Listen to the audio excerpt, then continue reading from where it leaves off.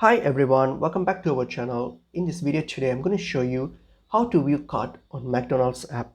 So let's get into the video. So open up the McDonald's app. You can simply download it from the Play Store or Apple Store. So just download the app.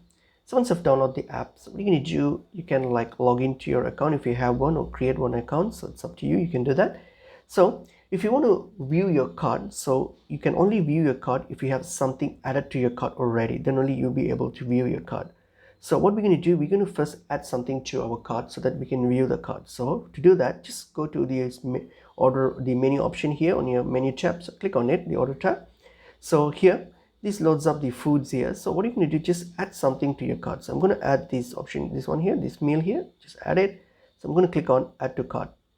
So now, once I've added it to my cart, so now I can see this option down, it says view cart. So once I've added, this option will be visible. So click on view cart.